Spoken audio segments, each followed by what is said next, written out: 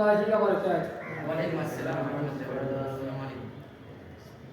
আলহামদুলিল্লাহ, সকল প্রশংসা আল্লাহর জন্য যে আল্লাহ পাক দয়া করে মায়া করে আপনাকে আমাকে বাংলাদেশ খেলাফত মজলিসের পক্ষ থেকে আটোয়ারি মডেল মসজিদে ইফতার মাহফিলে আল্লাহ পাক আপনাকে আমাকে আসার জন্য তৌফিক দান করেছেন। এজন্য আল্লাহ তাআলার দরবারে শুকরিয়া আদায় করি, সকলে বলে আলহামদুলিল্লাহ। আলহামদুলিল্লাহ। মুহতারাম হাজিরিন, আল্লাহ পাক বলেন লাইন শাকারতুম লাযিদান্নাকুম ওয়া লাইন কাফারতুম ইন আযাবিল শাদীদ। ও বান্দা, তুমি নিয়ামত পাইছো, শুকরিয়া আদায় করো, আমি আল্লাহ তাআলা তোমার নিয়ামত বৃদ্ধি করিয়ে দেব। নিয়ামত পাইছো, যদি নিয়ামতের না শুকরিয়া আদায় করো তো আমার নিয়ামতকে আমি আল্লাহ তাআলা ছিনিয়ে নেব। এবং আল্লাহ তাআলা বলেন ইন আযাবিল শাদীদ, নিশ্চয়ই আমি তোমাকে শক্ত আযাবের মধ্যে গ্রেফতার করব। তো আল্লাহ পাক কত বড় হইতে পারে, আল্লাহ পাকের গ্রেফতার কত বড় হইতে পারে, এজন্য সর্বদাই বান্দার কাজ হলো একমাত্র আল্লাহ পাকের প্রশংসা করা। মুহতারাম হাজিরিন, আমরা ইসলামটাকে মনে করেছি 5 ওয়াক্ত নামাজ পড়া, আমরা ইসলামটাকে মনে করেছি 1 মাস রোজা রাখা, আমরা ইসলামকে মনে করেছি যে পকেট থেকে ক্ষেত্রার টাকা অথবা জাকাতের টাকা বের করে দেওয়া, আমরা ইসলামটাকে মনে করেছি বছরে একবার হজ করা। মুহতারাম হাজিরিন, এটার নাম ইসলাম নয়। নামাজ পড়তে সির্ফ 10 মিনিট সময় লাগে, রোজা রাখতে সর্বদাই 1 মাস আমাদেরকে রোজা রাখতে হয়, হজের জন্য বছরে একবার হজ করতে হয় মাল থাকলে, জাকাতের জন্য অনেক সময় টাকা বের করে দিলে জাকাত আদায় হয়ে যায়। তো মুসলমান বাকি সময়টা কি করবে? কথা বলেন, বাকি সময়টা মুসলমানের কাজ কি?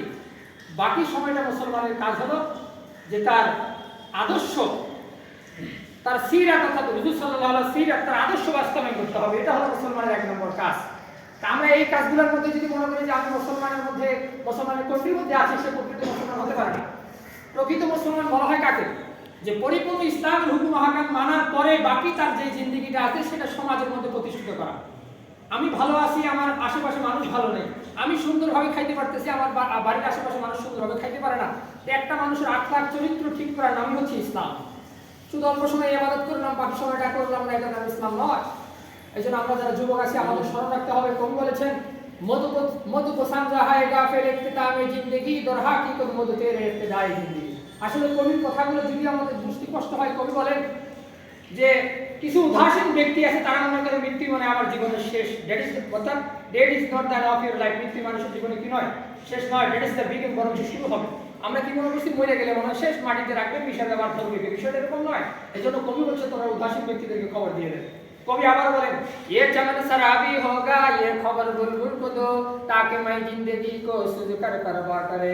কবি বলেন ওই বনের মধ্যে বুলবুলি পাখি বসবাস করে, ওই বুলবুলি পাখিকে খবরটা দিয়ে দেন, সে যে তার জীবনটাকে দিয়ে দিবে, সেই বাগানের মধ্যে বাগান দোয়া থাকবে না, বাগান তো এক সময় ধ্বংস হয়ে যাবে।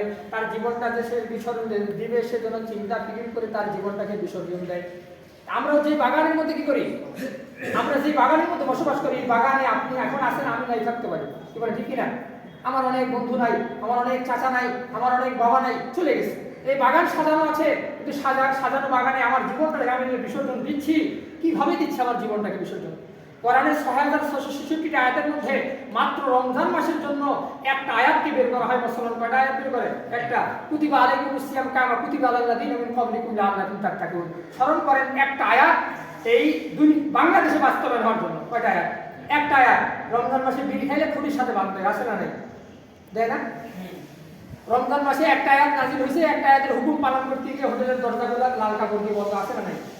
চিন্তা করার বিষয় হলো কোরআন থেকে একটা আয়াত বের করার কারণে যদি আজকে মুসলমান মাথায় টুপি থাকে, আল্লাহর ভয়ে রোজা রাখে, 5 ওয়াক্ত নামাজ পড়ে, তারাবি করে, 20 রাকাত 8 রাকাত নামাজ পড়ে কি পড়ে না? কার ভয়ে? আল্লাহর ভয়ে। তাই একটা আয়াত নাজিল হওয়ার কারণে দোকানদার বুট কম দেয় না, সারা বুট কম দেয় না, অমুক মাল কম দেয় না, কারণ রমজান মাস কম দেওয়া যাবে না। তাহলে বোঝা যায় এই রমজান মাসে একটা আয়াত বাস্তবায়ন করতে গিয়ে যদি মানুষের এই অবস্থা হয়ে যায়, তাহলে কোরআনে আরো 6666টা আয়াত আছে, এগুলা যদি বাংলার জমিনের মধ্যে প্রতিষ্ঠিত হয়, তাহলে মানুষগুলো মনে হয় আল্লাহর ওলিতে পরিণত হয়ে যাবে। সুবহানাল্লাহ। মুহতারাম হাজিরিন, আজকে আগের জামানায় আমরা জানতাম যে জাকাতের যে বিষয়টা, জাকাত নিয়ে রাস্তায় ঘুরতো, কে জাকাত নেবে? মানুষ খুঁজে পাওয়া যেত না। আর এখন জাকাত কে দিবে আমাদেরকে খুঁজতে হয়। তাহলে বুঝলেন আমাদের দেশ কোন পর্যায়ে চলে গেছে। এই জন্য ভাই আমরা সকলে ইসলামের ছায়াতলে ঢুকবো, আর ইসলামের ছায়াতলে ঢুকলেই আল্লাহ তাআলা আমাদেরকে শান্তি রাখবে। আর আমরা শান্তি রাখছি, আল্লাহ রিজিকের ব্যবস্থা করছেন কোথায়? টাকার ব্যবস্থা করছেন কোথায়? সুখ শান্তির ব্যবস্থা করছেন কোথায়? বিপদ থেকে মুক্তি পাওয়ার জন্য ব্যবস্থা আল্লাহ তাআলা করছেন কোথায়? আজকে এই রাস্তাগুলো বাদ দিয়ে আমরা খুঁজি এখন আমার রোগ হয়েছে, চলে যাই ডাক্তারের কাছে, ডাক্তার আমার রোগ ভালো করবে, নাউজুবিল্লাহ। ডাক্তার আমার রোগ ভালো করতে পারে না, রোগ ভালো করার মালিক কে? আল্লাহ। স্মরণ রাখতে হবে। আমি মনে করি যে রিজিক জমিনে চাষবাস করলে মনে হয় আমার রিজিকের ব্যবস্থা ছেলেটাকে বিদেশে পাঠাইলে মনে হয় সুন্দরভাবে চলতে পারবে, বিষয়টা এরকম নয়। অনেক ছেলেকে বিদেশে পাঠানো হয় আর ফিরে আসে না। তাহলে বোঝা যায় প্রকৃত শান্তি হচ্ছে কোথায়? প্রকৃত শান্তি হচ্ছে একমাত্র দিনের মধ্যে। কিসের মধ্যে? দিনের মধ্যে।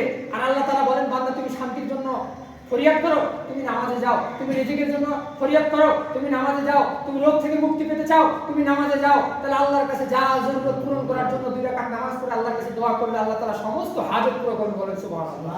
আজকে যেখানে রিজিকের ফয়সালা নামাজের মধ্যে, কিসের ফয়সালা? রিজিকের ফয়সালা নামাজের মধ্যে। কবরে আযাব ঘটায় দেওয়ার ফয়সালা কোথায়? নামাজের মধ্যে। হাসরের মাঠে জান্নাতে আমলনামা দেওয়ার ফয়সালা কোথায়? নামাজের মধ্যে। ফুলসিরাতের রাস্তা পার করার কোথায়? নামাজের মধ্যে। তাহলে এ টু জেড যা কাজ আছে আল্লাহ রাসূল সাল্লাল্লাহু আলাইহি সাল্লামের কাছে মানুষ চাইতেন, ইয়া রাসূলুল্লাহ আমার অমুক ব্যক্তিটা এই কাজ করে, বলতে তাকে 2 রাকাত নামাজ পড়তে বলো। তো আল্লাহর কাছে যত রোগী চাইতেন ট্রিটমেন্ট একটা কিসের দিতেন? নামাজের ট্রিটমেন্ট দিতেন। মহাতারা হাজিরিন, এই জন্য আমরা সকলেই এই নামাজের মধ্যে শান্তি তালাশ করবো, কি করবো না? সব বিষয় কার কাছে তালাশ করবো? আল্লাহর কাছে। এই শান্তি আল্লাহর কাছে আমাদেরকে তালাশ করতে হবে। যদি শান্তি তালাশ করতে না পারি তাহলে আমার এই জীবন ব্যর্থ। জীবন কি? ব্যর্থ জীবন আমার। এই জন্য আমরা সকলেই যেন 5 ওয়াক্ত নামাজ পড়বো। 5 ওয়াক্ত নামাজ পড়ার পাশাপাশি আল্লাহর কাছে ফরিয়াদ করবো। কারণ সব হাজত পূরণ করার মালিক একমাত্র কে? আল্লাহ তাআলা। আল্লাহ তাআলা সব কিছু করতে পারেন। ডাক্তার কি বলেন? ডাক্তার রোগীকে বলে যে একে ট্রান্সফার করে দিন, একে আর বাংলাদেশের চিকিৎসা নাই। এমনও রোগী আছে বাংলাদেশে সুস্থ হয়নি। কে করছেন সুস্থ? আল্লাহ করছেন। এমনও রোগী আছে ডাক্তার বলছে একে ইন্ডিয়ায় নিয়ে যান, ইন্ডিয়া থেকেও পাঠাই দিয়েছে, আর চিকিৎসা নেই। এমন রোগী বাংলাদেশে আসার পর সুস্থ নাই। মুহতারাম হাজিরিন, সকলেই সুস্থ আছে, আল্লাহ সুস্থ রাখবেন। কাউকে রোগ দিয়েও আল্লাহ তাআলা কি করেন? দুনিয়া থেকে নিয়ে যান। কাউকে রোগ দিয়ে সুস্থ করে আল্লাহ তাআলা জীবিত রাখেন। এরকম আমাদের মালিক একজন আছে না নেই? অতএব সেই মালিকের উপর ভরসা করে যদি আপনি আমি চলতে পারি তাহলে আমার জীবনটা চলা একদম সাফল্য হয়ে যাবে।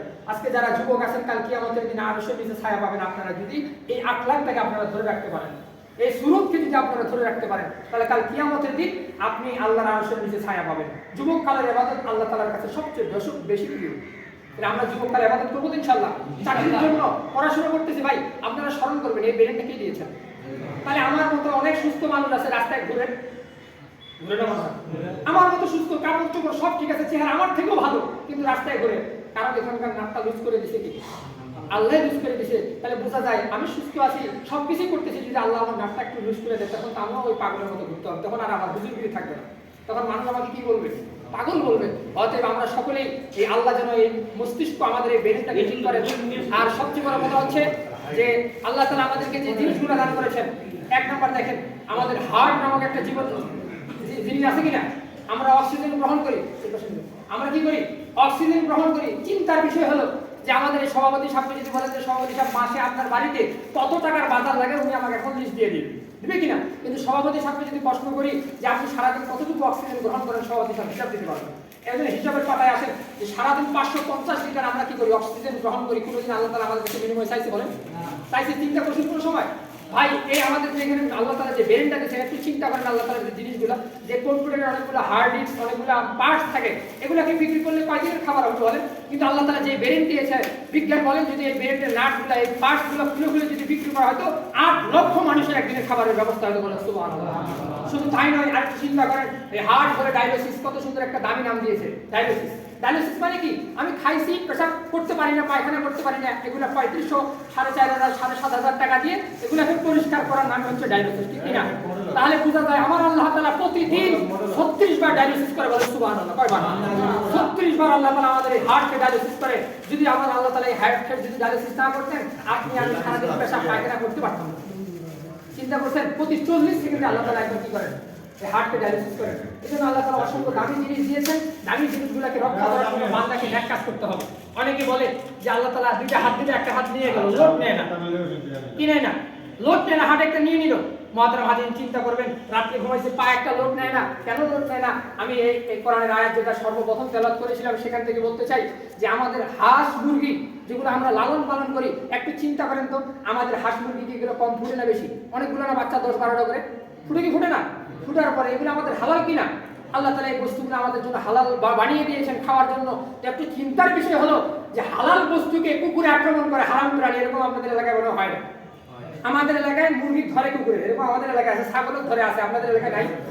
তাহলে একটা চিন্তার বিষয় হলো যে হারাম প্রাণী দিয়ে কেন আল্লাহ তাআলা আমাদের হালাল বস্তুকে আক্রমণ করে? তাহলে এখানে চিন্তা করতে হবে আল্লাহ তাআলা তোমাকে 12টা মুরগি দিয়েছিল, তুমি একটা মুরগিও আল্লাহর রাস্তায় দান করো নাই। একটা রাস্তা কি কারণে আল্লাহ রাস্তা তুমি দান না করার কারণে আল্লাহ তাআলা নিয়ামতগুলো আমাদের কাছ থেকে এভাবেই ছিনিয়ে নিয়ে যায়। সেই জন্য আমরা সকলেই চেষ্টা করব যে আল্লাহ তাআলা যে নিয়ামত দিয়েছেন এই নিয়ামতের মধ্যে অটল থাকার জন্য চেষ্টা করব। আর এই বাংলাদেশ খেলাফত মজলিসের পক্ষ থেকে আজকে যে ইফতারি মাহফিল দ্বিতীয় এই সংগঠন অনেক ছোট, আপনাদেরকে দাওয়াত করা হয়েছে যে আল্লাহ তাআলা যেন এই সংগঠনকে কবুল করে সকলে দোয়া করবেন। ও আখিরি দাওয়ানা আলহামদুলিল্লাহি রাব্বিল আলামিন। একটা